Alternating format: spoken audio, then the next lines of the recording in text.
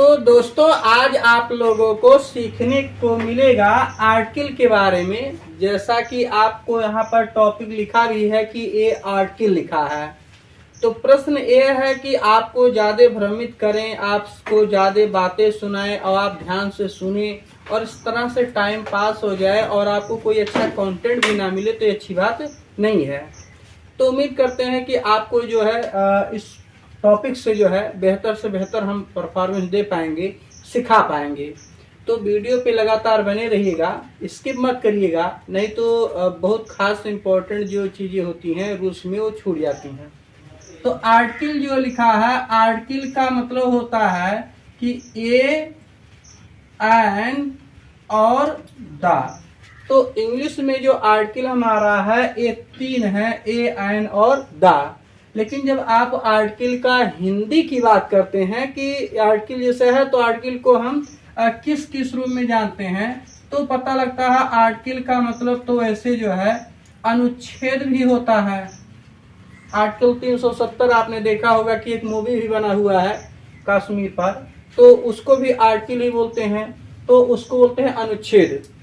फिर आपको ये भी मालूम है कि आर्टिकल का मतलब सामान भी होता है, कुछ आर्टिकल्स खरीदना है तो वहां पर वो आर्टिकल का मतलब क्या है, सामान भी होता है।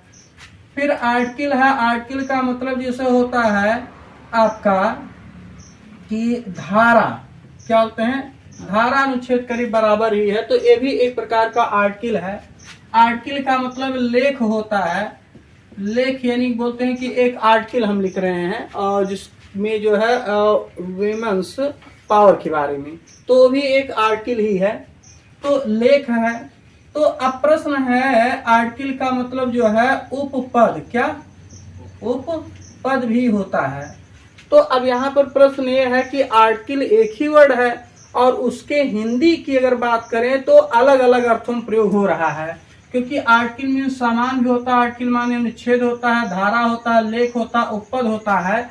तो यहाँ पर आर्टिकल जो है ए एन द जो है, ये ना तो सामान है, ना तो अनुच्छेद है, ना तो धारा है, ना तो लेख है, ना तो उपपद के रूप में जरूर इसको जो है परिभाषित किया जाता है। तो यहाँ पर आपको पता लगा कि आर्टिकल क्या है, उपपद है।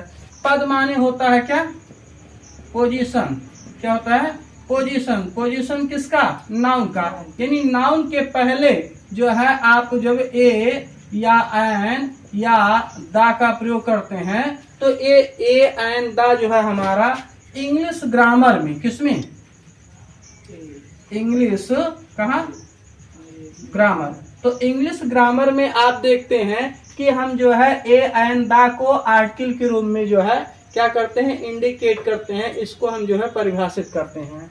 अब हम सीखेंगे कि कैसे हम आर्टिकल को कम समय में बेसिक तौर पे अच्छे से सीख सकते हैं, जान सकते हैं। जैसा कि आप देखते हैं कि सिंपल फंडा है कि अगर मान लो आपका कोई वर्ड है, क्या है, कोई वर्ड है, तो अगर उस वर्ड का जो है कोई भी वर्ड है मान लीजिए, तो उस वर्ड का लेटर जो है, अगर लेटर वावेल्स हो और उसका जो साउंड है, क्या है, साउंड जो है वो भी वावेल्स हो, यानी लेटर भी वावेल्स हो और साउंड भी वावेल्स हो, तो ऐसे में हमेशा एन का प्रयोग किया जाता है, यानी उस वर्ड के पहले हम एन का प्रयोग करते हैं। जैसे मान लो लिखा है UMBRELLA, अम्ब्रेला, ये तो लिखा है, तो अम्ब्रेला वर्ड लिखा है इसमें। तो अम्ब्रेला में आप देखते हैं कि अगर आप लेटर की बात करें, किसकी, लेटर की बात करें, तो ए वावेल्स में है। अगर अम्ब्रेला ऐसे हिंदी में आप लिखें, क्या लिखें, अम्ब्रेला, अगर अम्ब्रेला हिंदी में लिखते हैं तो यहाँ आ जो है ये भी वावेल्स है, साउंड जो इसका है वो भी वावेल्स है, लेटर जो है वो भी वावेल्स है, यानी अगर लेटर भी वावेल्स हो और साउंड भी वावेल्स हो तो वहां हम किसका प्रयोग करेंगे, एन का, राइट। इसी तरह से अगर मान लो कोई दूसरा वर्ड की बात कर ले, कोई वर्ड है, क्या है, कोई वर्ड आपका है और इसका जो लेटर है, क्या चीज, लेटर अगर है ए कॉन्सोनेंट हो और इसका जो साउंड है, क्या है, साउंड है ए भी कॉन्सोनेंट हो, तो लेटर और क्या, साउंड दोनों अगर कॉन्सोनेंट है तो इसके साथ हमेशा हम ए का प्रयोग करते हैं, किसका, ए का प्रयोग करते हैं। क्यों, क्योंकि हमें मालूम है, जैसे मान लो लिखा है बैट, तो बैट यहाँ पर लिखा है, तो इसमें अगर हम देखते हैं तो बी जो है एक कॉन्सोनेंट है, लेकिन जिसकी साउंड की बात करेंगे तो हम लिखते हैं bat.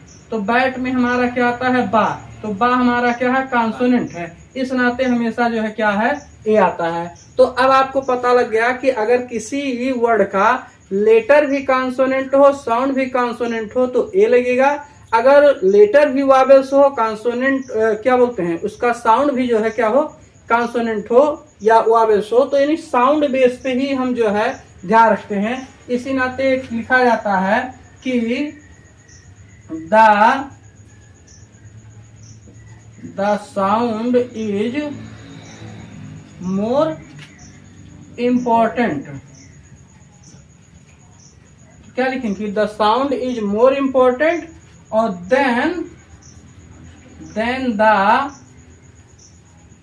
Letter of, then the first, यहां लिख देंगे, क्या लिखेंगे, first letter of the word. यानी अब यहां आपको पता लगा कि the sound is more important than the first letter of the word, यानी कि जो साउंड है, जो उसका उच्चारण हो रहा है, तो साउंड से जो है हम ए या एन का निर्धारित करते हैं, ना कि केवल लेटर से। क्योंकि यहाँ पर आपको बता दिया गया है कि अगर लेटर आपका जो है वावेल्स है और साउंड भी वावेल्स है तो एन लगेगा, लेटर अगर कॉन्सोनेंट है और साउंड भी कॉन्सोनेंट है तो ए लगेगा।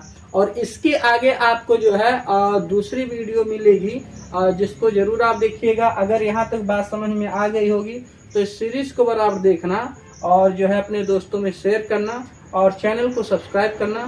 थैंक्स दोस्तों, जय।